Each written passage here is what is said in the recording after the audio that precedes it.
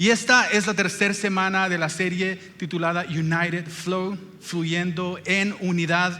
Y en el Salmo 133 la palabra de Dios dice: mirad cuán bueno y cuán delicioso es habitar los hermanos juntos y en armonía.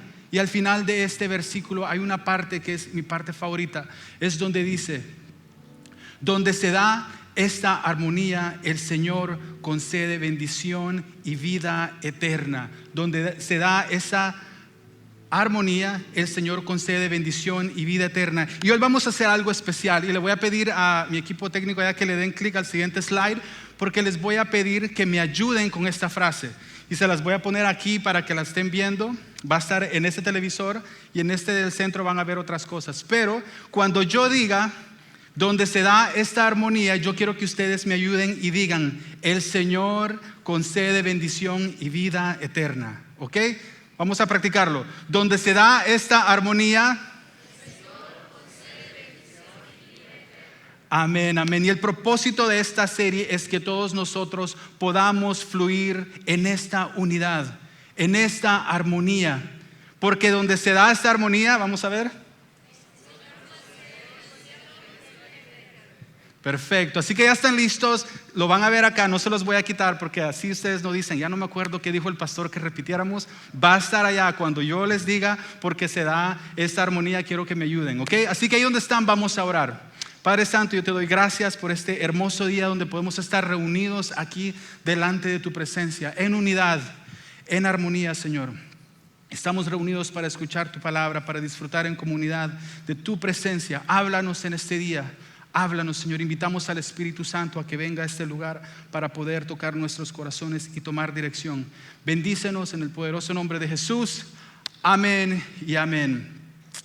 Bueno, voy a recapitular un poco. Como ya les repetí, esta es la tercera semana, y si ustedes se han perdido algunas de las predicaciones anteriores, les voy a dar un pequeño resumen. La primera semana Pastora Amparo estuvo hablando sobre el poder de la unidad, y ella estuvo utilizando esta cadena para darnos un ejemplo de cómo cada uno de nosotros somos como un eslabón, como una de estas piececitas de la cadena, ¿ok? Y que Dios nos invita a ser parte de esa cadena que nosotros le llamamos iglesia.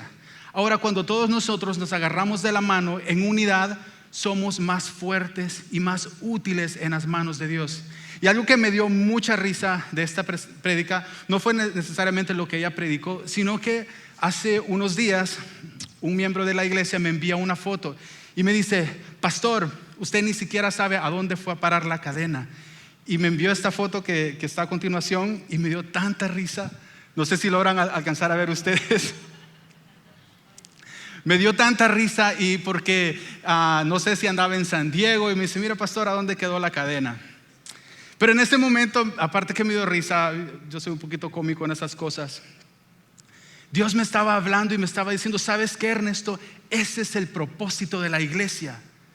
Tú sabes que cuando yo vine a entregar mi vida, yo vine a redimir y dignificar al necesitado. Entonces cuando yo vi, ya me quitaron la foto esa. Está bien, no tienen que ponerla, no hay problema. El propósito de la iglesia es que nosotros podamos unirnos y dignificar al ser humano. Podamos redimir a su creación. Ahora, no quiero que te imagines cómo se vería ese homeless sin esa cadena, pero yo pienso que los pantalones se le caerían. Y eso es parte de dignificar al ser humano. Cuando nosotros estamos unidos como iglesia en esa armonía, yo sé que nosotros le vamos a dar gloria a Dios cuando estamos dignificando a alguien en necesidad, cuando estamos redimiendo a su creación. Y ese es el propósito por el cual Dios vino a entregar su vida. Y bueno, esa fue la primera semana. Y la segunda semana, la semana pasada, José trajo un mensaje sobre la autoridad. Y también nos dio un ejemplo de poder estar bajo una sombría. Él dio el ejemplo de que muchas veces hay personas que toman esa responsabilidad y ese liderazgo de agarrar un paraguas para que otras personas estén abajo de esa cobertura y que no puedan sufrir del sol o que no les caiga el agua. Hay una cobertura, algo que existe, una bendición de poder estar bajo liderazgo, y eso es algo que Josué estuvo compartiendo la semana pasada.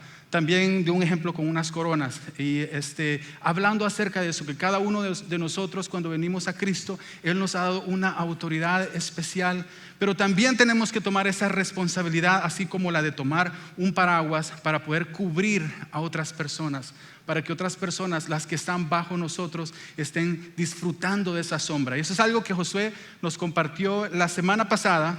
Y hablando sobre autoridad, nuestra dinámica con Josué y yo es muy interesante, el fluir que nosotros tenemos que tener para poder coordinarnos aquí en la iglesia. Y les voy a contar rapidito, hace una semana tuvimos un evento, una fogata de hombres que estuvo muy, muy hermosa, y ese domingo también teníamos nuestro servicio. Entonces nos pusimos de acuerdo con Josué. Yo le dije, ¿sabes qué? Tú encárgate de liderar todo lo que tenga que ver con la comida, con la comunicación, con el host que nos va a recibir en Fallbrook, y yo voy a tomar el liderazgo de traer la palabra. Yo me voy a preparar, yo voy a estudiar para poder traer un mensaje. Pero este domingo tenemos un servicio.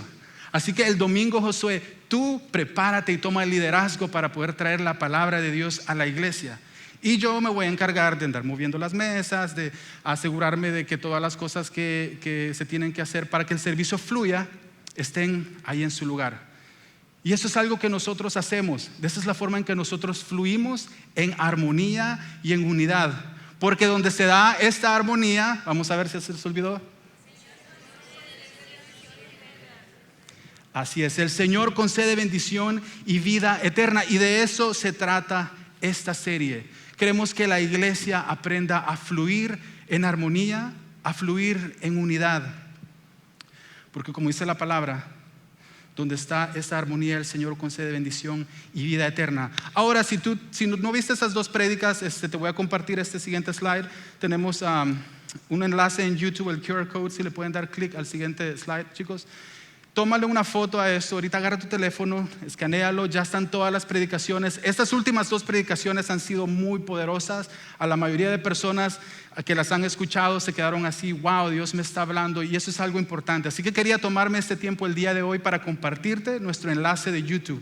Ahí están las dos predicaciones, la de Josué y la de Amparo, y todos nuestros servicios. Así que yo sé que va a ser de mucha bendición para ustedes. Y ahora quiero iniciar mi prédica subrayando una palabra del Salmo 133, que es nuestro versículo clave para esta serie. Salmo 133:1 dice, mirad cuán bueno, hasta lo puse en más grande para que lo puedan ver, mirad cuán bueno y cuán delicioso es habitar los hermanos juntos en armonía. Ojo, que este versículo no dice, mirad qué fácil es habitar los hermanos juntos en armonía. No dice qué fácil es que el pastor Ernesto y Josué se pongan de acuerdo para fluir un fin de semana en la iglesia. Y es más, lo escucharon la semana pasada, a veces no estamos de acuerdo, pero tenemos que fluir, tenemos que ponernos de acuerdo. No dice la palabra de Dios, mira qué fácil es que el pastor Ernesto y Amparo se pongan de acuerdo para un evento de mujeres. Tampoco dice qué fácil es que el equipo de alabanza fluya en armonía los días domingos. La palabra de Dios dice claramente, mirad qué bueno. No dice fácil, dice que es bueno y agradable. Ustedes saben que cuando nosotros tratamos de estar en unidad y armonía, las cosas van a ser difíciles. Pero la palabra de Dios dice, mirad que es bueno. Mirad qué bueno. Y eso ocupa mucha intencionalidad, ocupa mucha prudencia de nuestra parte, mucha paciencia, mucho Espíritu Santo. Y como pasa en un matrimonio, cuando tú estás noviando, hay algo que te atrae, que sientes maripositas, pero luego te casas y 6 meses después las maripositas se van y te quedas trabajando, viendo si podemos acoplarnos. Porque no es fácil, pero es bueno. Eso dice la palabra de Dios. Mira cuán bueno y cuán delicioso es habitar los hermanos juntos y en armonía. Y entre más pasamos tiempo, especialmente cuando Dios está en medio de esa mezcla, más nos vamos a acoplar los unos a los otros. Más nos vamos a acoplar. Pero ¿sabes a quién le interesa que los hermanos no estén juntos y en armonía? ¿Sabes a quién le interesa que tú y yo estemos en discordia? Que no haya armonía, que no haya unidad. Al enemigo de nuestras almas. A él es el que le interesa que nosotros estemos en división, que no estemos fluyendo en armonía ni en unidad. Y Dios me dio un mensaje el día de hoy para todos aquellos que están tratando de fluir en unidad y en armonía en su casa, en su trabajo, en la iglesia, en su comunidad como hispanos. A veces nosotros ni entre hispanos nos sentimos en armonía. A veces mejor queremos ir a otro ambiente donde no hayan hispanos. Que los hispanos. Este mensaje es para ti el día de hoy, especialmente si tú estás sintiendo que también has sido atacado por los dardos del enemigo. Sientes que tú estás tratando de llevar la fiesta en paz, de llevar todo en unidad y en armonía, y sientes que el enemigo no te deja en paz, una tras otra, tras otra. Este mensaje es para ti el día de hoy, fluyendo en unidad. El tema del día de hoy será: ¿quién es mi enemigo? Porque es importante, iglesia, que nosotros entendamos quién es nuestro enemigo.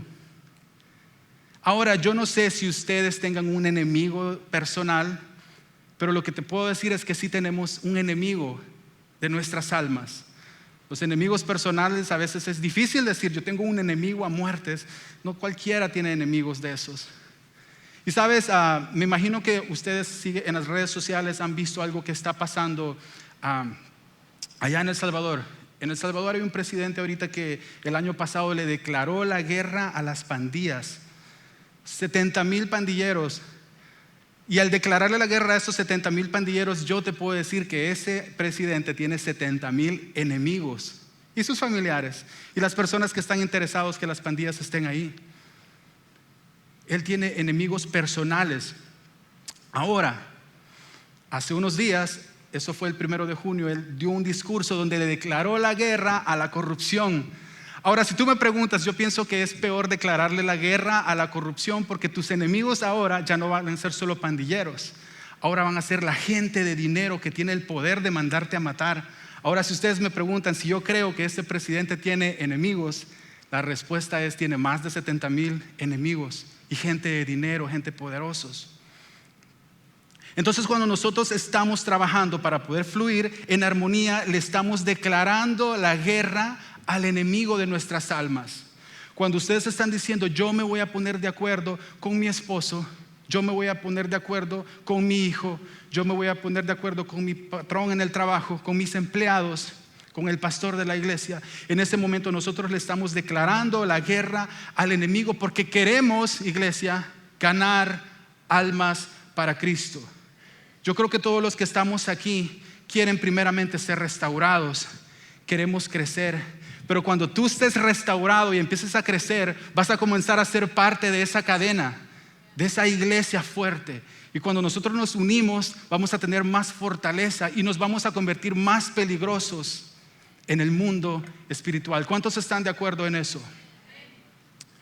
Y saben, el enemigo no se quedará con sus tentáculos cruzados. Y digo tentáculos porque ya ni son ni brazos. O sea, él tiene tentáculos como un pulpo por todos lados, tratando de destruir la unidad, tratando de destruir la armonía.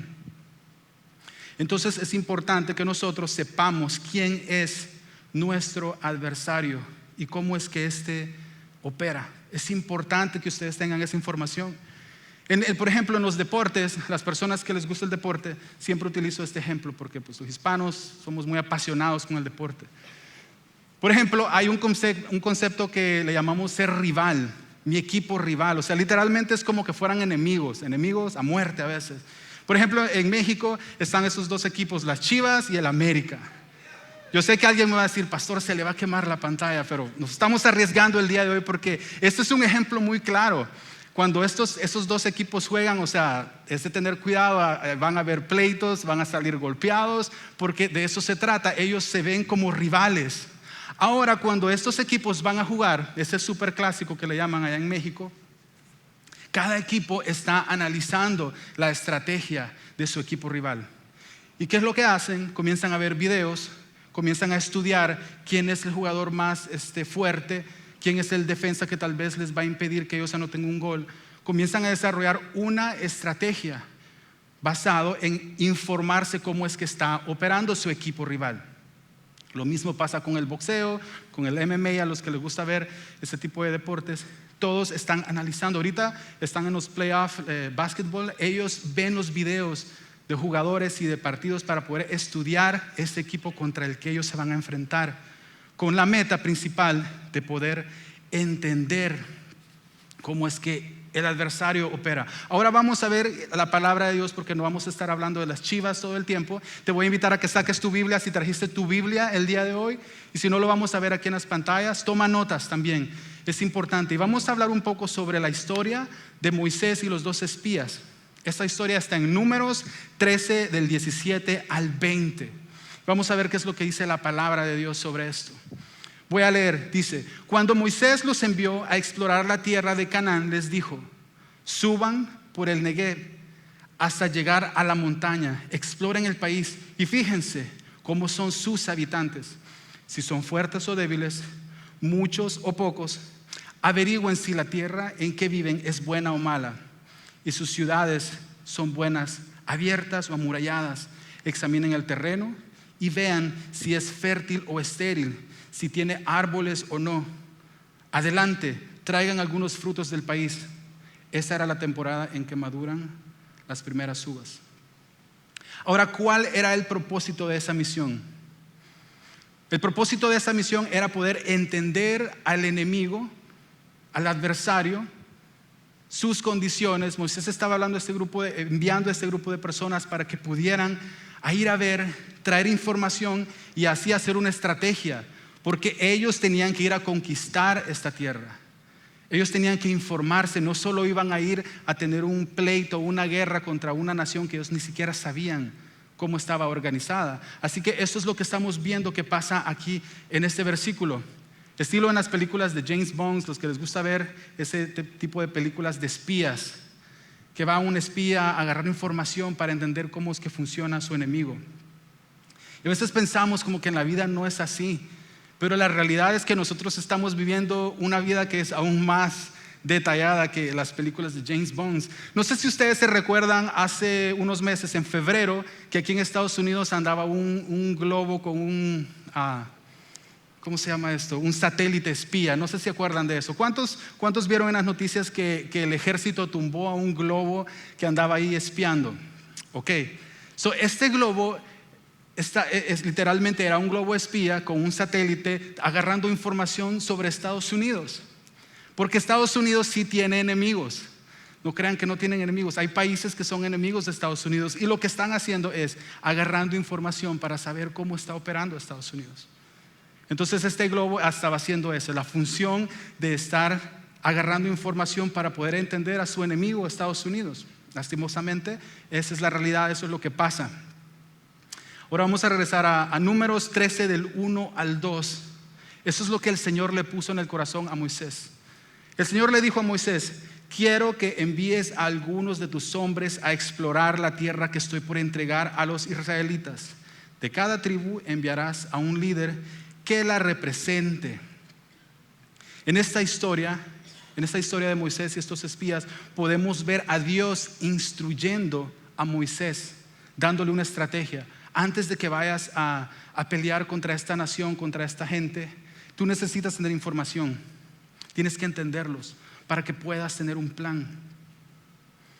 Iglesia, cada vez que Dios restaura a una persona, lo voy a repetir, ya lo mencioné anteriormente, cada vez que Dios restaura a una persona y esta persona se une a otra persona de la mano y se forma esa cadena que le llamamos la iglesia, y comenzamos a fluir en esa unidad, nos volvemos más peligrosos.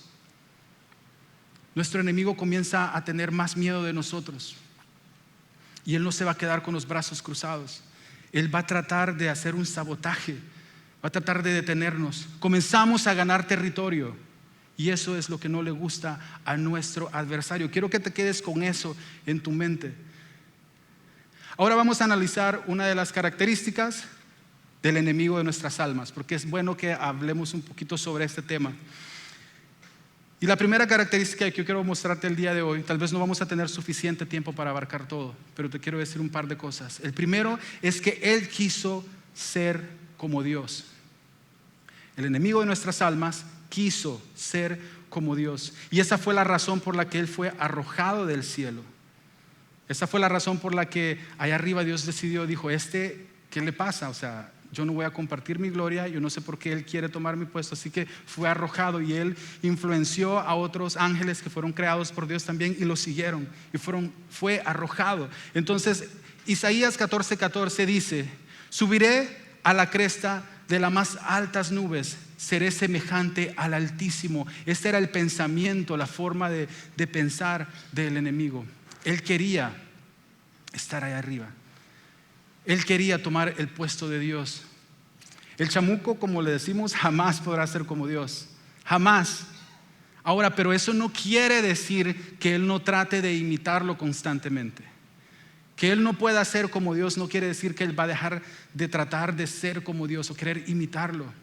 Sabes que él se quiere apoderar de la alabanza que tú le das en tu casa, de la adoración que tú le das. Él la quiere, y él trata de desviar esa atención que tú estás dando en tu adoración, porque él quiere ser adorado. Él trata también de robar tu bendición, porque él quiere quedarse con todo.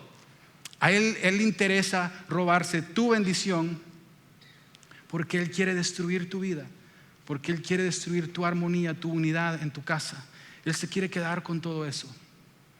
Él siempre está tratando de ser como Dios. Entonces, asimismo, como Dios le dijo a Moisés: envía 12 espías a explorar a esta tierra, porque yo te la voy a dar, tienes que prepararte. Asimismo, el enemigo tiene espías tratando de sabotearte o tratando de encontrar tu punto débil. También el enemigo va a utilizar esas mismas estrategias, aunque sean las estrategias que Dios le dio a Moisés para que fuera a investigar. El enemigo también trata de ser como Dios, y él tiene espías. Y uno de los héroes bíblicos favoritos de todos, me imagino ustedes, sus hijos en las clases bíblicas, en la escuelita bíblica, es Sansón. La historia de Sansón está en Jueces 13. Ahora, Sansón era la especie de gobierno que tenía Dios en ese tiempo. Él utilizaba jueces, le llamaba. Esa es la forma en que los gobernaba y los cuidaba a su pueblo Israel. Él todavía no tenía un rey, mucho menos presidentes en ese tiempo. Él utilizaba jueces. Entonces Sansón, en Jueces 13, podemos leer su historia. No vamos a llegar a todos los detalles, pero lo que te quiero decir es que él cayó por medio de la astucia de una espía. Él tropezó por la astucia de una espía, y eso lo podemos ver en Jueces 14, del 6 al 5. Lo voy a leer. Dice: pasado algún tiempo, Sansón se enamoró de una mujer del valle de Sorek, que se llamaba Dalila. Los jefes de los filisteos fueron a verla y le dijeron: sedúcelo para que te revele el secreto de su tremenda fuerza. ¿Y cómo es que podemos vencerlo? De modo que lo atemos y lo tengamos sometido. Cada uno te dará 1,100 monedas de plata. ¿Para qué? Para que te revele el secreto y podamos someterlo. Estos líderes filisteos estaban contratando a una espía para que se infiltrara, y más si estaba guapa, Sansón ha de haber caído redondito. Sansón era un instrumento de Dios, quien cometió una cantidad de errores como no te puedes imaginar. Si tú lees su historia, todos los errores que él cometió estaban en contra de la Torá, y estaban en contra de su familia, estaban en contra de todo lo que era sagrado, literalmente, todas las cosas que él estaba haciendo. Pero aún así, Dios lo seguía usando. Pero aún así, él iba a la guerra contra los filisteos y él los vencía. No podían contra él. Aún así, en medio de todos los errores que él había cometido, Dios seguía siendo fiel con él y Dios seguía utilizándolo. Pero de repente, él mismo, iglesia, reveló su secreto. Él mismo se saboteó. Él mismo abrió la puerta. Él mismo le dio las llaves al enemigo. Y para los que no conocen su historia, él fue tomado preso y humillado, le sacaron sus ojos y eventualmente sacrificó su vida de una forma en la que yo no creo que era la voluntad de Dios. Literalmente él quedó humillado bajo unos pilares y él tuvo que sacrificar su vida y destruyó el campo enemigo. Pero definitivamente yo te puedo decir que Dios no quería que él estuviera jugando con espías. No quería que les estuviera dando información, porque había algo importante para él, había algo sagrado. Y en esta historia Sansón fue quien se autosaboteó. Aunque el enemigo le tenía miedo cuando él iba a pelear contra ellos. Podían llevar ejércitos, podían llegar gente poderosa, y aún así él los vencía. El enemigo tenía miedo de Sansón, pero fue él quien abrió todas las puertas habidas y por haber. Y te invito a que leas, no vamos a ingresar más a esta historia, pero sí te invito a que leas su historia en Jueces 13. Te vas a dar cuenta que él definitivamente él se estaba auto preparándose para destruirse a sí mismo. Tenemos que entender, iglesia, que en muchas ocasiones nuestro primer enemigo somos nosotros mismos. Antes de hablar de la estrategia del enemigo, yo pienso que es importante que el día de hoy nosotros tomemos responsabilidad de nuestros propios errores, cuando nosotros comenzamos a desconectarnos de Dios. En esta temporada, yo como pastor estoy asumiendo todos los errores que yo estoy tomando, pero de la misma forma, yo quiero invitarte a que nosotros demos ese primer paso, que comencemos a asumir nuestras propias responsabilidades, porque muchas veces nos puede pasar exactamente como le pasó a Sansón, que él tenía un pacto, que él tenía un acuerdo sagrado con Dios, y él era su pelo, o sea, él no se lo tenía que cortar, pero eventualmente él le reveló ese secreto a este espía, y él se lo cortó. Ahora yo no sé cuál será eso que tú estás te está conectando con Dios. Yo no sé si será tu relación con tu esposa, tu relación con tus hijos. Yo no sé si el venir a la iglesia los domingos te mantiene conectado a Dios, pero tienes que protegerlo. Tienes que protegerlo eso, porque el enemigo está tratando de derribarte, está tratando de destruirte, está tratando de desenfocarte. Primera de Pedro 5:8 dice: estén siempre atentos y listos para lo que venga, pues su enemigo, el diablo, anda buscando a quien destruir, hasta parece un león hambriento. No sé si ustedes han visto un león hambriento, pero su esposo, cuando ve en el freeway a las 5 de la tarde y que no ha comido, yo te aseguro que parece león hambriento. Yo parezco león hambriento cuando llego a la casa y a veces no hay comida, y luego como y me doy cuenta, digo, pues solo tenía hambre, no es que andaba de malas. Pero ahora imagínate cómo está el enemigo de tu alma siguiéndote. Tiene espías por todos lados. Yo no sé, estos 70,000 pandilleros que están allá en El Salvador, que están presos ahora, yo te puedo decir que también eran espías del enemigo. Porque esa guerra, aunque tenga ese presidente, tenga ahorita enemigos personales, ahí también se metió en un ámbito espiritual, aunque ustedes no lo crean. Porque el enemigo quiere tener a un país completo destruido, así como estaba mi país. El enemigo no está jugando. El enemigo está rugiendo como un león hambriento, como un esposo a las 5 de la tarde en el freeway sin comer. Así es como está, y tenemos que cuidarnos. Y ya para ir terminando el día de hoy, este mensaje lo voy a tener que hacer en 2 partes, porque no voy a poder cubrir todo lo que quería hacer el día de hoy. Pero Dios es bueno, yo sé que Dios está hablando. La pregunta que debemos de hacernos, que me imagino que tú te estás haciendo, es: ¿debo de temer entonces?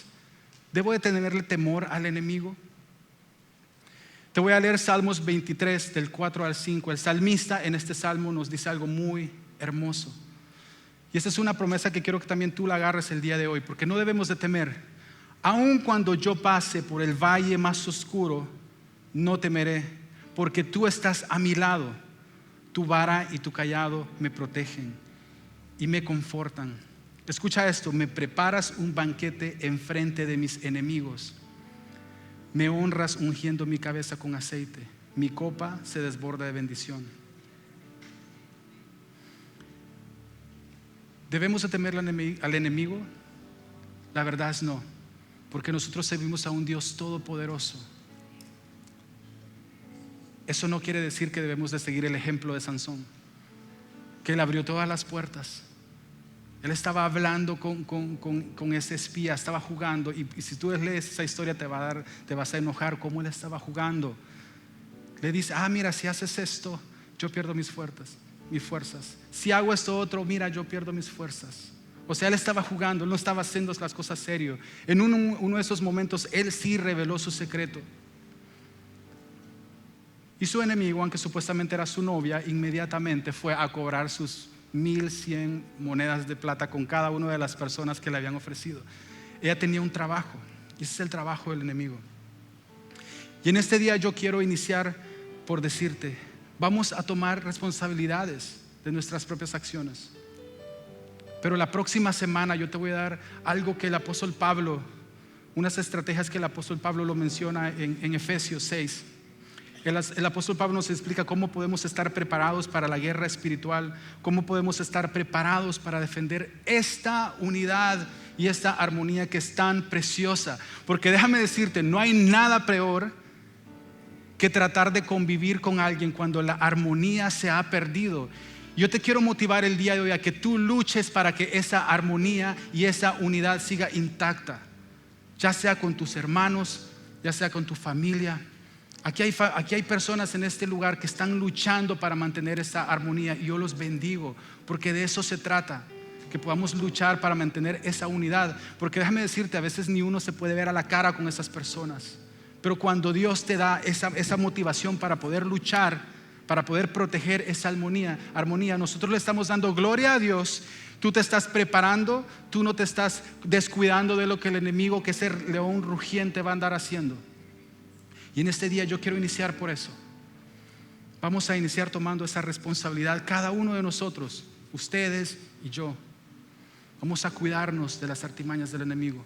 Vamos a cuidarnos de esos espías que están alrededor, que están tratando de encontrar tu punto débil, para que esos dardos no te hagan efecto. Y la próxima semana vamos a hablar de una lista de cosas que nos van a preparar para esa guerra espiritual.